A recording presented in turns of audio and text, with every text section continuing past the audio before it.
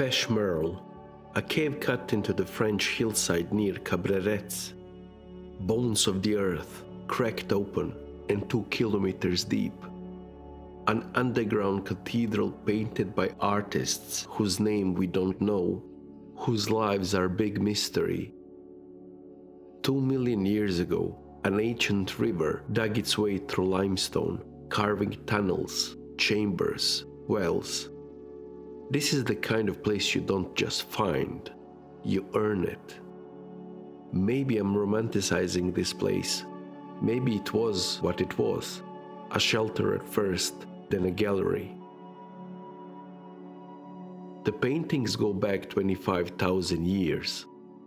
Horses with spots, like leopards, mammoths, reindeer, human hands in red and black.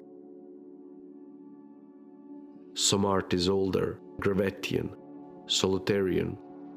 Some newer, Magdalenian. The earliest paintings in Pech Merle are all in red ochre, Magdalenian in black. Who knows why? Maybe they wanted to be distinct from their ancestors or those who came before them. I can talk about this for an hour, but there are more mysteries. 3 kids founded in 1922. Marte, 13, her brother André, 16, and a boy named Henry, 15. Catholic priest named Lamossi pushed them. Funny, a man of God chasing mammoths. Tried to explain that to evangelical Christians in USA.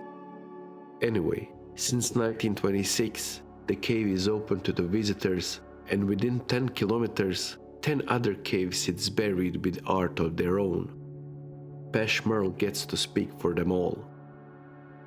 The name Pech Merle comes from Occitan language, Langue de Oc in southern France. Pech means hill, Merle means blackbird. So Pech Merle is Blackbird Hill. The dapple horses of Pech Merle are painted some 25,000 years ago. Horses with leopard spots. Wild, elegant, real. For years, archaeologists argued were these horses they saw or the horses they dreamed. Was it a fact or a symbol? In 2011, a DNA study said the answer was real. The genes for spotted coats existed back then. Underneath horses, a large fish was drawn first, then overpainted by the horse. I always wondered, even getting annoyed that the artist didn't use this piece of rock. It's obviously shaped as a horse head. Maybe it fell off later. And then there are hands, ghost hands, painted around, left on the wall like a signature 20,000 years ago. It looks random. We can only wonder of intention. The wrist is slim, maybe a woman, even a girl. She pressed her palm to stone, sprayed pigment through her lips, and left it there for us to find. One gesture, one life, caught in a breath of paint. You look at those hands and wonder who she was. In the Pech Merle cave, there's a wall, 7 meters long and pushing 3 high. Solitarian age, 25,000 years ago. The artist? Probably one artist, someone with a soul like fire and a lump of magnesium oxide for paint. Red ochre, older, bleeding through from underneath, as some ancestor with the things left to say. The artist painted in 4 stages. The art took time. Stage 1, a horse, big, black. Next to it, the sketch of another horse. Stage 2, bison, 4 of them, with a thick neck and heavy head. Cartoonishly exaggerated. The hooves puffed out like fists. Nothing delicate here. Another head over the mammoth, no boundaries, no respect, just animal against animal in a storm of lines. Stage 3. Mammoths. 11. Tusks like knives, humps like hills. Some of them just shadows, others drawn like they were alive 2 days ago, overlapping as in a dream or a memory. Some stylized mammoths have long hair, a scene from a horror movie or a nightmare. Maybe they were inspired by the cave itself. Who knows where inspiration comes from? Stage 4. Aurochs. 4. Bold, dark, confident. There's some drawing that seems, well, we could say unfinished, but the artist left it like that, and no one touched it again, ever. There must be a reason. All the drawings in black were executed by the same artist. The lines, as the rest of the panel, bold. The artist knew what he or she was doing. The line is confident. Many artists struggle to make such a line in one stroke, myself included. I mean, the audacity of the line. It is there to mock all artists who came after, for sure. If you're confused what I'm talking about, try to draw an anatomically precise bison in few repetitive lines. Try it. The artist drew from the elbow, not from the wrist, very confident in the vision. You look at this panel, a mural, and you must wonder, is it a scene from daily life, a hunt, a prayer written with fingers freezing in the Ice Age wind? A message with faith and maybe madness, hoping someone would one day come crawling into the cold and dark and whisper, "I see you." As I said, the art piece grew over time. You can feel it. I imagine a story retold and remade every winter, maybe of some hunt, of a dream, of a memory. This is not just a painting. It's a long, slow exhale into the stone. And maybe this is the whole thing, really. The urge to put a bison on a wall and say, "Damn it, I lived." And then red dots. They are scattered like confetti. They could mean blood, or prayers, or nothing at all. Were they before the animals or after? We will never know.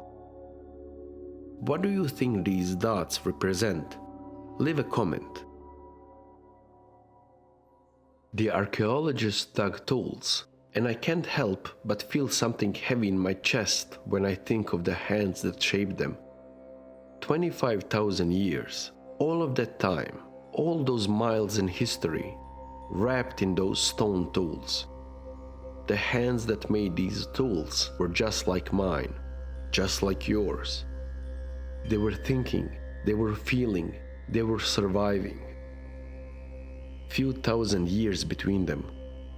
A blink of an eye in face of time, and yet everything changes in that blink. These people had a touch, a grace that was almost delicate, almost perfect. They didn't just make tools, they made something beautiful, a piece of art. The spearheads, sharp, smooth, the craftsmanship ridiculously good. Someone cared. Someone took their time. They knew what they were doing. They weren't just surviving, they were living. For a moment, they had mastery of the world. And those laurel leaf points, they are damn perfect. The way they curve, something sacred. But then, as all things do, it ended. The Magdalenians came, dragging its own weight, its own history. They haunted the reindeer. They made tools from bones, from antlers.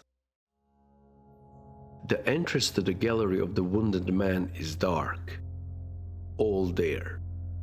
Heavy. The walls whisper things, blood, bone, breath. The man in Pech Merle isn't dead, not quite. Speared, marked, a memory with a body. Next to him, a sign, faded now. A bird maybe. This art tricks you like that, gives you shapes, but no answers. Solitarian, maybe older, who knows? The man, still there, spears in him. Simple lines, no glory, just pain and silence. Was he hated? Sacrificed? Maybe both. That's what we have here, lines on the cave wall. The bird watches, doesn't blink. It knows, but we don't. These figures are connected. They were here once, part of the world we will never understand. The aurochs stands proud, a beast of power. The hunter, the hunted, the blood spilled. The ceiling of the cave shows the waves. The water that once filled these chambers left its mark. The waves are old as the cave itself, 2 million years. Some of them have lines of red ochre. The cave of Pech Merle is quiet, too kind of stillness that carries the weight of centuries. The women bison are there, barely visible, their red forms fading into stone like memories, half remembered. Part woman, part beast, caught in some ancient dream, hallucination, vision, who knows? They were stylized, symbolic. It's not by accident. The drawings are done with the precision of somebody trying to say something. The Bison-women are myths. We don't know what they mean. Maybe they shed their skin, or maybe their past, becoming something else, something new. We can only guess. Tell me what you think. Write in the comments. The women bison do not give answers. They remain caught between a woman and animal, silence and story, the real and the imagined. Beneath the breath of centuries, the drawing remains. The shapes emerge, curved, quiet, born of the earth. Color used with care. Everything connected, the human, the animal, the soil. I wonder if these figures were meant to impress. And whom? There are footprints of a child here, 17,000 years old. A child walked through the cave and left a mark, and we are here, bent over a photo, asking who this child was. There are other footprints too, larger ones, teenagers, all walking through the same darkness, careful, quiet, maybe afraid, maybe just curious. They passed the bear's head on the wall. It's still there, raw, honest. And that's the thing, the whole place feels alive, like it remembers. The animals, the footprints, the drawings on the walls, they were all meant something once. There is a room where the tree roots broke through the stone, 19 meters down. They made a pillar.